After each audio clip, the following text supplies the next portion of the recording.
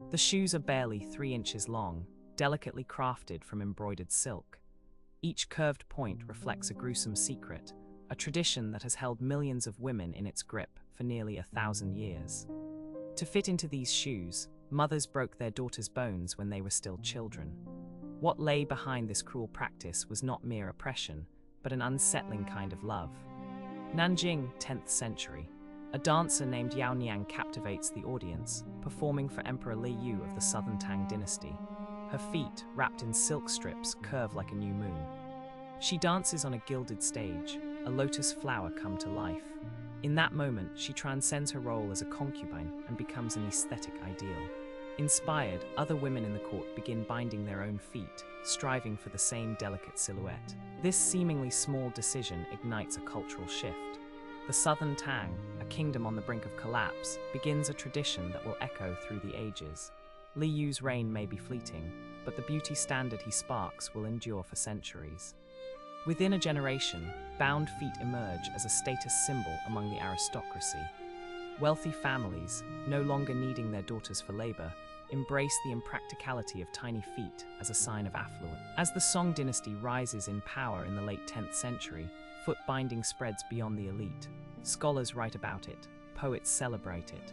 By the end of the Southern Song dynasty, the ideal foot shrinks to roughly 4 inches. During the Ming dynasty, from the 14th to 17th century, the ideal shrinks further to just 3 inches.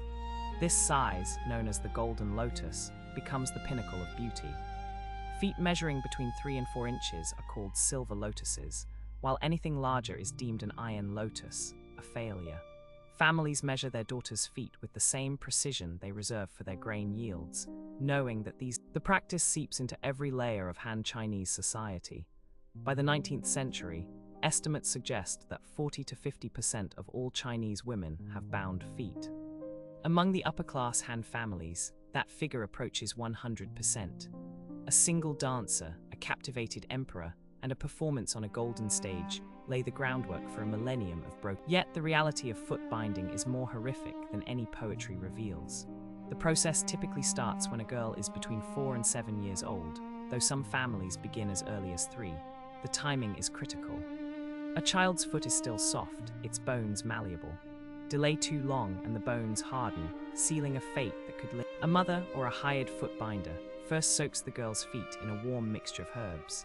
Some recipes even call for animal blood, intended to soften the skin. Then comes the folding. The smaller toes are curled under, pressed tight against the sole. Cotton bandages, often 10 feet long, wrap around the foot in a figure-8 pattern, pulling the toes further down with each turn. The goal, to break the arch. Weeks turn to months. The pain is relentless. Girls scream, begging for mercy. Some try to tear the bandages off in desperation. Mothers who loosen the wrappings face scorn from grandmothers and neighbors. A loose binding means a larger foot, a ruined future. Compassion is seen as sabotage. Every 2 weeks the bandages come off. The feet are washed, nails trimmed to prevent infection, and dead skin scraped away. Fresh bandages are applied, tighter than before. This cycle continues for 2 to 3 years. During this time, toes can fall off, gangrene can set in, and infections. Mothers sometimes welcome the loss of toes, believing fewer toes means smaller feet. The smell of rotting flesh becomes a part of daily life. Bound feet require daily washing and rewrapping for the rest of a woman's life. Husbands are discouraged from ever seeing their wives' unwrapped feet. The tiny embroidered shoes remain on during intimacy. Once the bones settle in their new shape, the acute pain subsides but never truly disappears. Women learn to walk on the edges of their folded arches, shifting weight to their heels with every step. The altered gait strains knees, hips, and backs. Falls are frequent, running becomes impossible, and standing is agony. Each step is As the suffering unfolds, a deeper question arises. Why would anyone choose this? In Han Chinese society, a girl with unbound feet faced a bleak reality. She was unmarriageable. The matchmaking system considered a girl's feet above all else. Her face, her character, her family's reputation. A matchmaker would appraise her feet first. If deemed too large, negotiations ended immediately. A girl with natural feet, no matter her beauty or potential, was disqualified. The number that mattered was 3.